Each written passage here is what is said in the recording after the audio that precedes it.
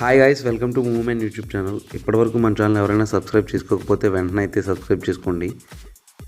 అల్లు అర్జున్ గారి విషయం కొన్ని రోజులుగా పెద్ద దుమారం రేపుతున్న సంగతి అందరికీ తెలిసిందే. ఇదిలా ఉండగా ఆయనకి బెయిల్ వచ్చిన తర్వాత విషయం అయితే సద్దుమణిగిందని అందరూ అనుకున్నారు. చాలామంది సినీ ప్రముఖులు కూడా ఆయన ఇంటికి వెళ్ళి పరామర్శ కూడా చేయడం జరిగింది.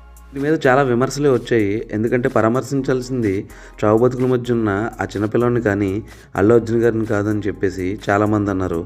నేడు ఇదే మాట రేవంత్ రెడ్డి గారు కూడా ఇక్కడ అసెంబ్లీలో చెప్పడం అయితే జరిగింది. అతను ఇంతమంది సినీ ప్రముఖులు పరామర్శించారు, కలిసిండ్రు, అభినందించారు. కానీ ఆ పిల్లగాన్ని కనీసం పరామర్శించడానికి సినీ ప్రముఖులు ముందుకు రాలేదంటే సినిమా ఇండస్ట్రీలో ఉన్న ప్రముఖులు ఏం ఆలోచన చేస్తున్నారో, ఏం కోరుకుంటున్నారో నాకైతే తెలుసు. రేవంత్ రెడ్డి గారు అంటే అల్లు అర్జున్ గారి పైన ఆ విధంగా ఫైర్ అయ్యారు.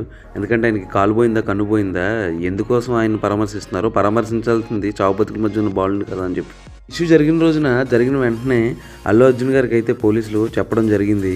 ఇలా ఒకరు ప్రాణం పోయింది, మీరు వెంటనే ఇక్కడ నుంచి ఖాళీ చేసి వెళ్ళాలి, లేదంటే లా అండ్ ఆర్డర్ ఇష్యూ అయ్యే విషయం ఉంది అని చెప్పినా సరే ఆయన అయితే సినిమా అయ్యే వరకు బయటకు వెళ్ళలేదు.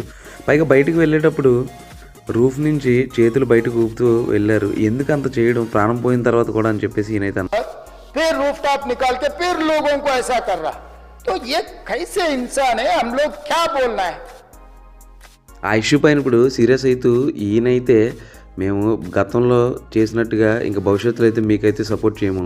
ఒక మనిషి ప్రాణం పోయిన తర్వాత కనీసం బాధ్యత లేదు మీకు, చెప్పినా సరే మినిమం పట్టించుకోకుండా ఇలా బిహేవ్ చేయడం ఎంతవరకు కరెక్టో, ఏ మనిషిపై అల్లు అర్జున్ గారి పైన అయితే విరుచుకుపడ్డారు.